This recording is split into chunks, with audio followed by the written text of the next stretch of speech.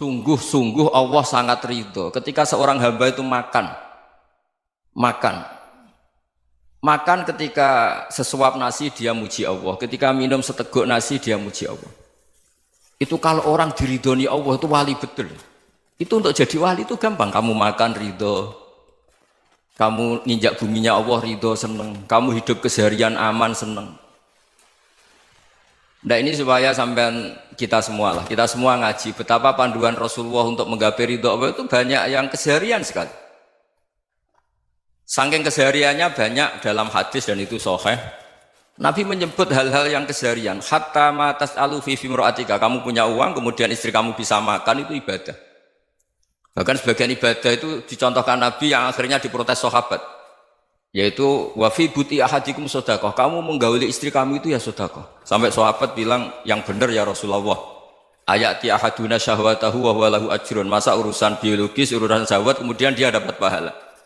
Nabi menjawab, alaysa lawadhu'aha fi haramin akana alaihi wisrun. Bagaimana kalau dia meletakkan ke yang tidak benar itu kan dosa.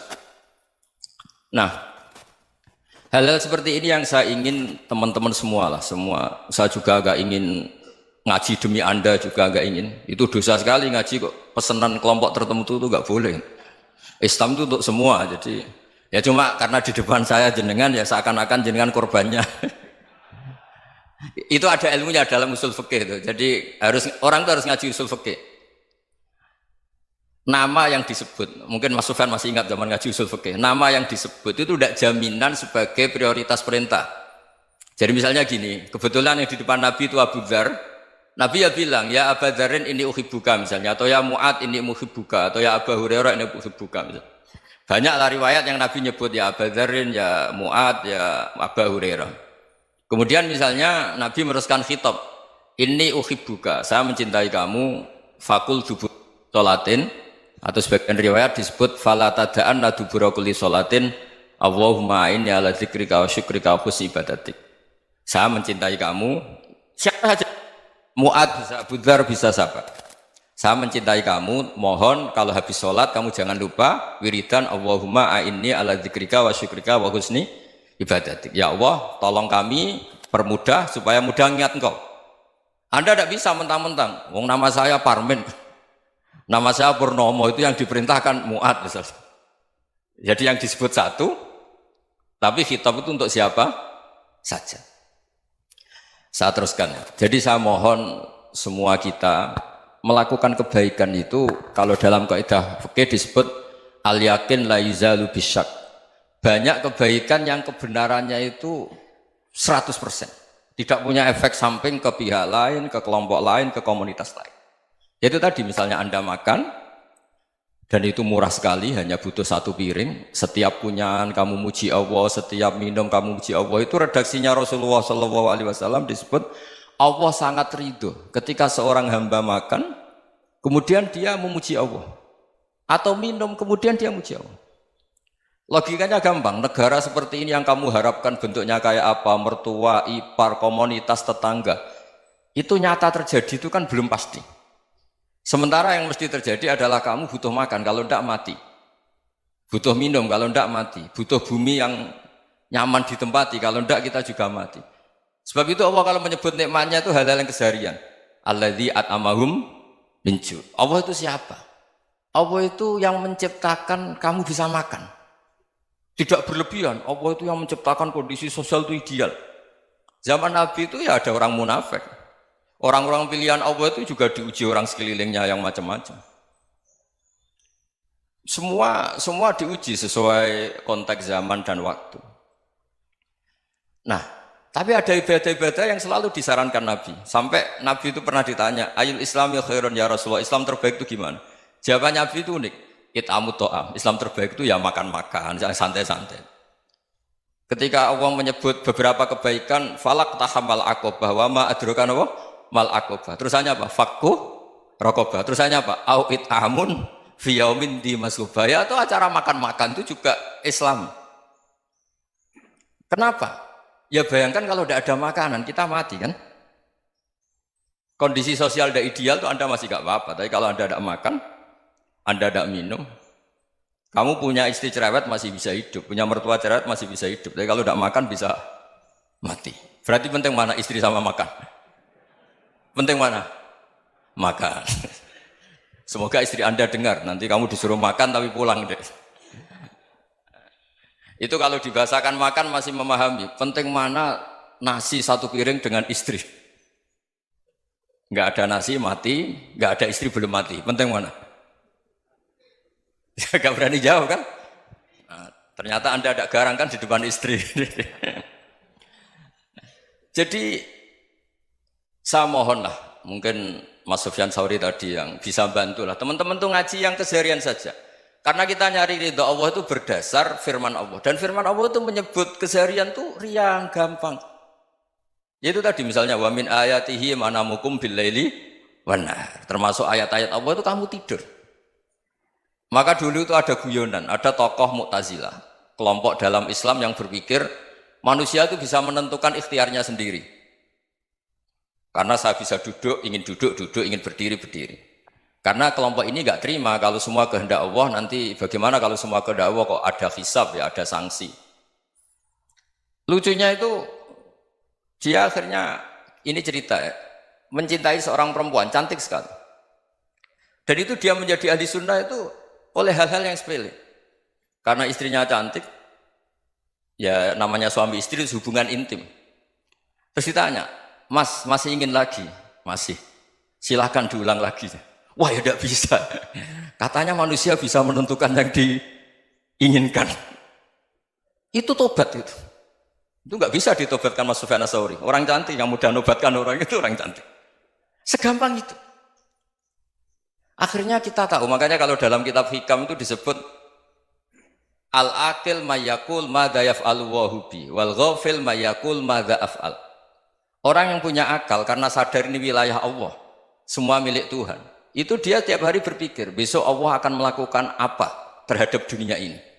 Kamu merencanakan sesuatu mau plesir, ternyata gempa.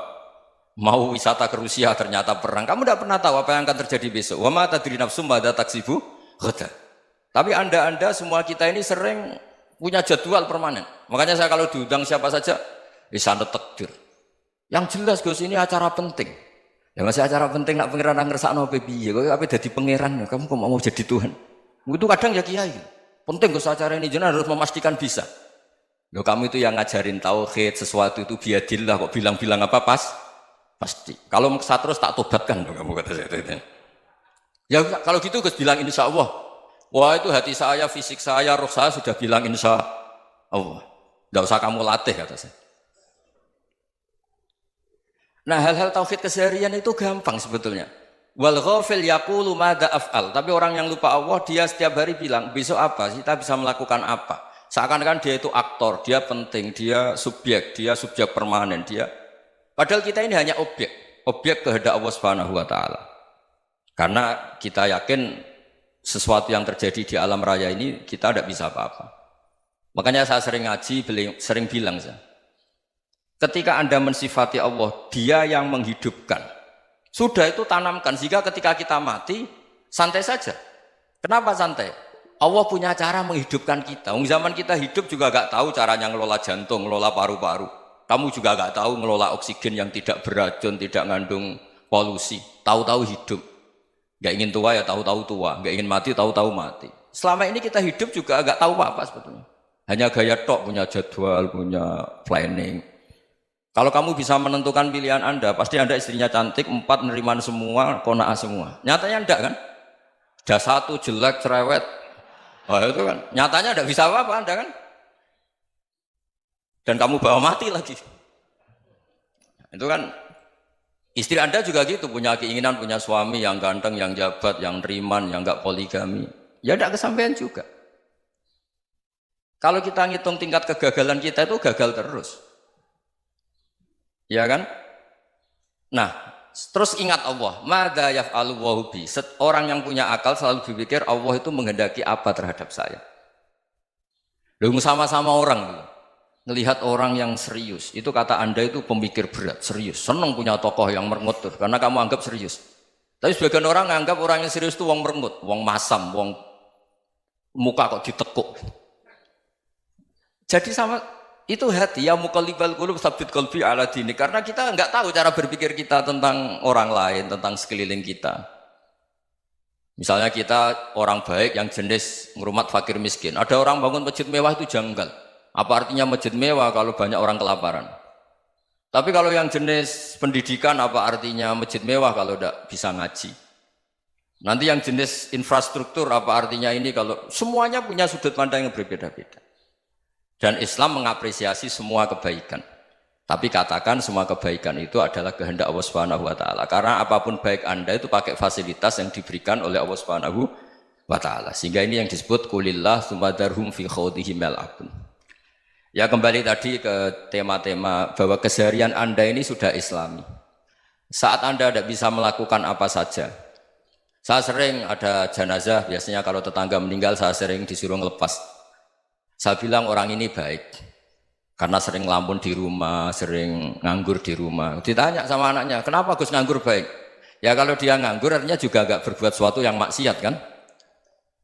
Ya kan? Orang nganggur di rumahnya ya tidak bunuh orang, tidak maling, tidak korupsi, ya namanya nganggur di rumah.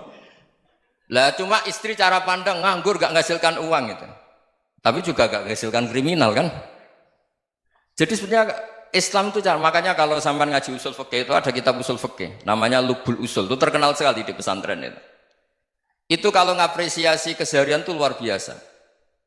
Izma min mubahin illa wa yatahaqqaqu bihi tarku haramimma. Karena keseharian yang mubah saat Anda lakukan itu ada kehebatan yang luar biasa, yaitu meninggalkan haram. Makanya dulu banyak orang-orang alim ketemu temannya itu guyon sampai semalaman. Itu biasanya yang semangat Islam itu kiai kok tidak tahajud, kiai kok tidak witir. Orang yang sedang mapan uangnya banyak, malam itu tidak kelayaban itu sudah luar biasa. Melawan nafsu supaya tidak maksiat itu sudah luar biasa. Supaya lupa guyon sama temannya semalaman sampai subuh. Gejolak-gejolokan ngenang zaman miskin, zaman kuliah nggak jelas, zaman apa. Melihatnya jangan tarkut tahajud. Seperti ini meninggalkan tahajud, tapi meninggalkannya ini talkul muharramat. Jadi kayak apa hebatnya? Sehingga Imam Ghazali punya riwayat yang agak unik. Hatta takuna ibadatu akhiri hadil ummah iku an-naum. Sehingga suatu saat ibadah terbaik umat ini itu tidur. Itu kan riwayat kontroversi. Ketika Imam Ghazali tanya, kenapa iya? Kenapa kamu mulai keluar dari rumah itu sudah banyak maksiat? Melihat perempuan yang enggak mahram, melihat fenomena. Tapi kalau kamu tidur itu enggak melihat apa-apa. Tapi juga kamu jangan nganggap tidur itu ibadah betul. Saatnya melakukan fardu ain malah masih tidur. Tapi itu sudut pandang yang menjadikan kita Islam itu gampang. Jadi saat Anda tidak bisa aktivitas apa-apa, misalnya ada beberapa orang yang lumpuh. Lumpuh itu memang nggak bisa Jumatan, nggak bisa ibadah, tapi dia juga nggak bisa maksiat. Tidur itu memang Anda saat itu tidak bisa tahajud, tidak bisa witir, tapi saat itu ada zina, ada maling, tidak gosipkan orang, tidak bully orang, tidak menanamkan kebencian, tidak hasud. Sehingga tidur menurut Allah Ta'ala wa min ayatihi manamukum billaili apa? Wan-nahar. Karena di tidur itu selain ada unsur istirahat, jaga kestamina, juga ada unsur meninggalkan beberapa keburukan. Nah saya mohon ibadah yang keseharian ini kita jaga. Supaya kita semua baca ayat itu fasih. Fasih itu tertanam di hati. Allah itu siapa? Alladzi at'amahum min ju'i wa amanahum min khawf. Dan Allah kalau cerita di Quran itu anna sababnal ma'a sabba thumma syaqaqnal ardha wa syaqqa fa ambatna fiha habba wa inaba wa qadba wa zaituna wa nakhla wa hadaika hulba. Kamu tahu saya ini siapa kata Allah? Saya ini adalah Tuhan yang menurunkan air, kemudian ada tanaman banyak. Habba wa inaba wa qadba, ada zaitun, ada tin, kalau orang Jawa mungkin ada tela, ada padi, ada mangga, ada pisang. Sudah. Wa inaba wa zaituna wa nakhla wa hadaika hulba, ada perkebunan yang lebat. Tujuannya apa? Mata Allahkum, silahkan kamu pakai, kamu nikmati. Tapi karena kadang kita ini punya ide-ide besar. Tadi untuk syukur saja nunggu punya istri riman, rumah baik, tetangga baik, komunitas baik, semuanya baik baru syukur. Lama-lama nanti ada di surga, syukurnya nunggu surga paling kelas A. Itu sudah ada yang menghuni Rasulullah, kamu nggak boleh di situ. Masa untuk syukur saja? Repotnya Masya Allah. Jadi mohonlah Quran yang kalau Anda hafalkan juz amma itu kan ada ayat-ayat yang kayak tadi. Ya, fal yang dzuril insanu ila ta'ami. Coba lihat, Apa yang kamu makan ya? Dari mana? Dan untuk mempertahankan hidup kamu keseharian. Jadi jangan kira ibadah itu harus membentuk komunitas yang versi Anda. Ibadah itu harus yang hal yang mulu-mulu. Kesehariannya Anda alami. Loh ini saya tidak bikin-bikin. Saya ngaji bukan karena berdasar pesanan. Itu ayat yang saya baca kan betul ada ayatnya kan. Fal yang dzuril insanu ila tu'ami anna sababnal ma'a sabba thumma syaqqaqnal ardo syaqqa fa ambasna fiha habba wa inaba wa qadba wa zaituna wa nakhla wa hadaiqa ghulba. Terusannya apa? Mata'al lakum, silakan kamu nikmati. Mata itu silakan kamu nikmati. Ya kayak sampean dikasih hidangan ya makan. Ya sudah makan, habis makan ya minum, habis itu ngantuk ya tidur. Ya sudah normal-normal saja. Kayak apa indahnya Islam? Tapi Anda mencari Islam yang gimana lagi? Nah itu yang diajarkan guru-guru kita, diajarkan sanad kita sampai Wali Songo, sampai Rasulullah SAW. Bahwa pada akhirnya ada jihad, ada perang. Itu dulu memang perang, bukan membunuh, beda. Dulu kita dijajah Belanda ya perang, dan itu normal karena kita dijajah. Jadi ketika orang lain ingin baik sama kita, wa in ahadum minal musyrikin astajaroka ya fajirhu hatta yasma'a kalam Allah. Kalau mereka ingin baik ya kita baik. Makanya ada istilah musta'man, mu'ahad. Kalau mereka ingin damai, berdampingan dengan kemajmukan ya itu yang lebih baik. Karena memang Islam menghormati proses perdamaian. Wa in janahu lis-salmi ya fajnah lah. Kalau ingin damai ya kita harus damai.